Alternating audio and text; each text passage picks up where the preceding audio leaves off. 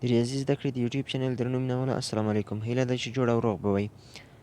په نننۍ ویډیو کې د 10م ټولګي د ریاضي مضمون د 14مې صفحې تمرین حل کوو. د تمرین پوښتنې په تېرو درسونو کې موږ د فاکتور قضیه او د فاکتور د قضیې معکوس لوستي وو. په ننني درس کې د هغې تمرینونه، مربوطه تمرینونه او پوښتنې کوم چې دي هغه حل کوو. هیله ده چې د توجه وړ مې وګرځي. لومړۍ پوښتنه وګورئ، ویدیکا د کوم قیمت لپاره x منفي 2 د دغه پی ایکس مساوي کیږي 2x په 4 منفي 3x مکعب مثبت 4x مثبت kx مربع مثبت kx منفي 12 پولینوم یو فاکتور دی. یعنې دغلته چې کا تاسو وینئ په دغه حد کې او په دغه حد کې دلته وي د کا په ځای کوم قیمت وضع شي تر څو دغه پولینوم یو فاکتور شي. نو د دې لپاره چې موږ معلوم کړو د کا قیمت پیدا کړی شو، موږ باید په دې باندې لومړی وپوهیږو چې دغه پولینوم یو فاکتور هغه وخت دی چې موږ دغه پولینوم راواخلو، په دې باندې تقسیم کړو، باقي مانده صفر شي. نو د باقي مانده د قضیې په مرسته موږ کولی شو چې دغه د x قیمت پیدا کړو، په دې کې وضع کړو، مساوي صفر ته کړو او وروسته د هغې نه د کا قیمت پیدا کړو.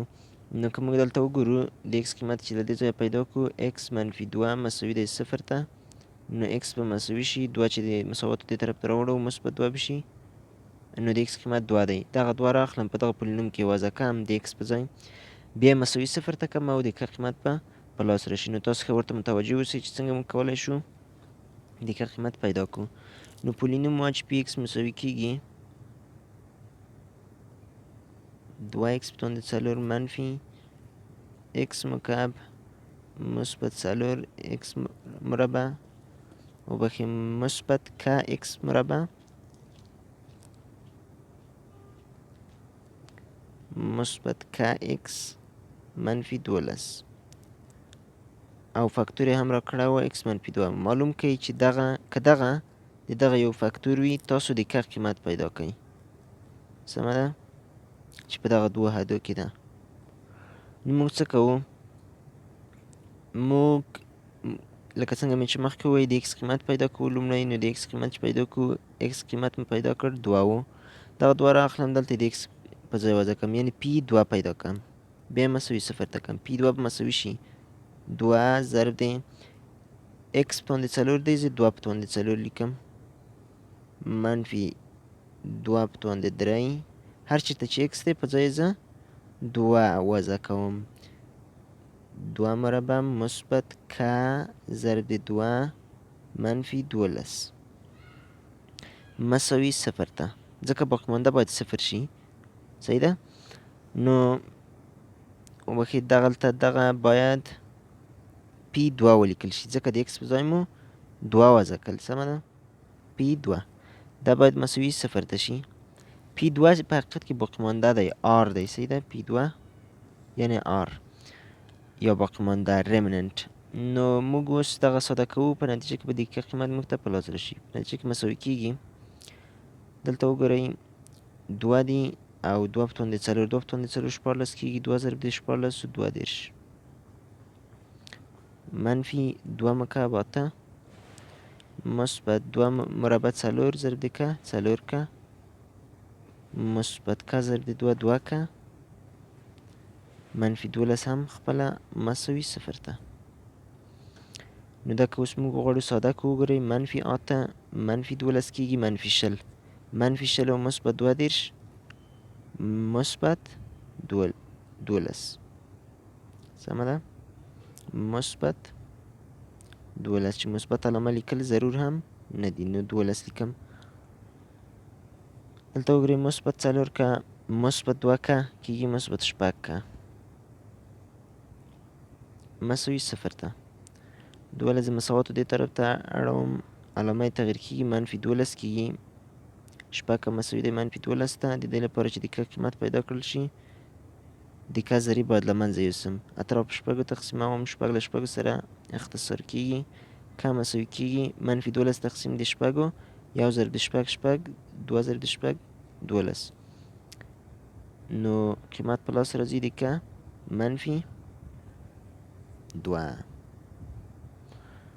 ښه دا شو د لومړۍ پوښتنې ځواب. موږ ته ویلي وو چې که چیرې x منفي 2 د دغه پولینوم یو فاکتور وي، تاسو د کار قیمت پیدا کوئ. نو موږ دلته د x قیمت پیدا کړ، د x قیمت مو راواخیست، وضع مو کړ په دغه پولینوم کې، یو مساوي مو 0 ته کړ، د کار قیمت په لاس راغی. دویمه پوښتنې ته متوجه شئ. په دویمه پوښتنه کې وایي وي آیا x مثبت 3 د پی ایکس مساوي کېږي x په توان د 5 منفي x مکعب مثبت 28 x مربع منفي 28 پولینوم یو فاکتور دی؟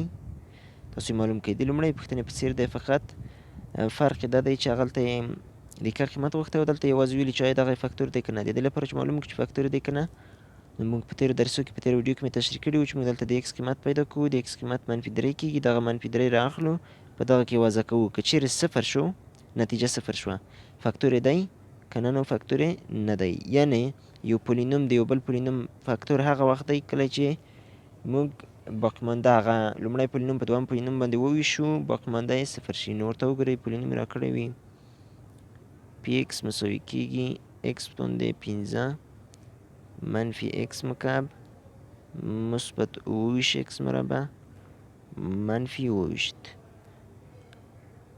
او بل پولینوم یې موږ ته چې راکړی دی x فاکتور چې کوم دی x مثبت 3 وي. تاسو معلوم کړئ چې دغه د دغه یو فاکتور دی که نه. څنګه یې معلومولی شو؟ ښه متوجه اوسئ.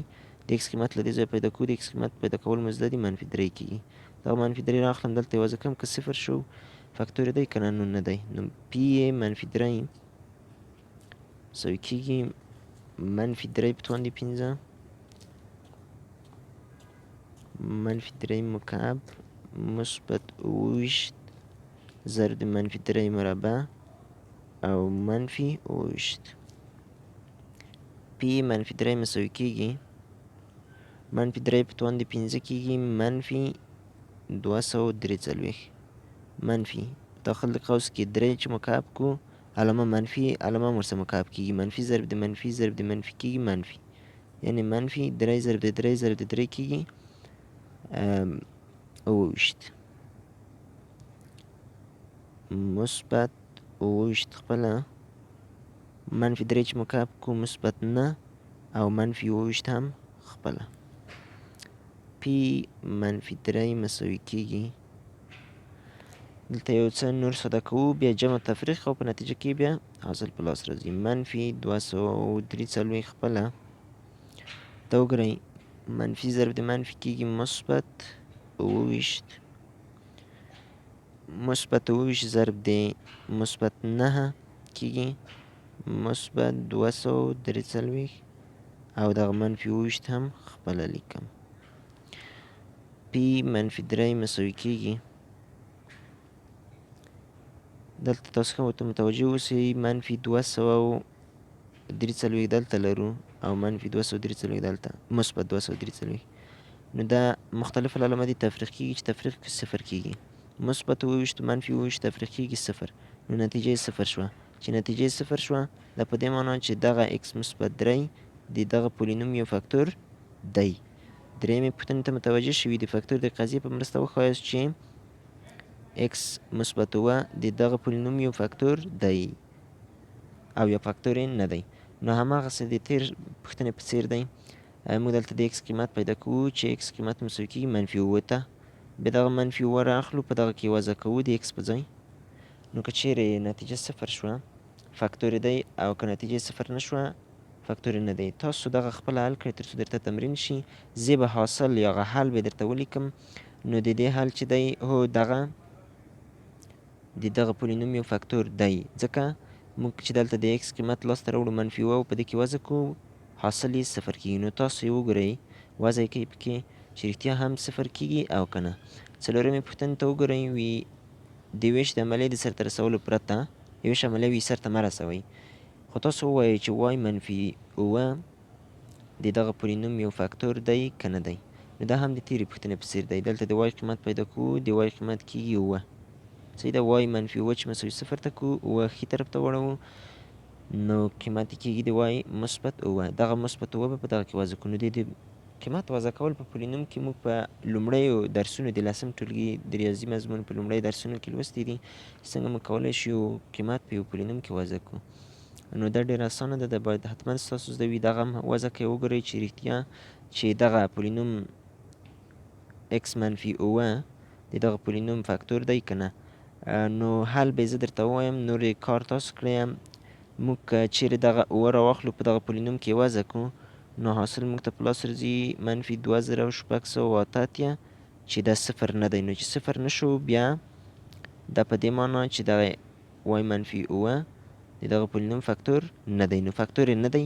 تاسو وګورئ چې تاسو دغه 2680 قیمت په لاس راوړلی شئ او که نه.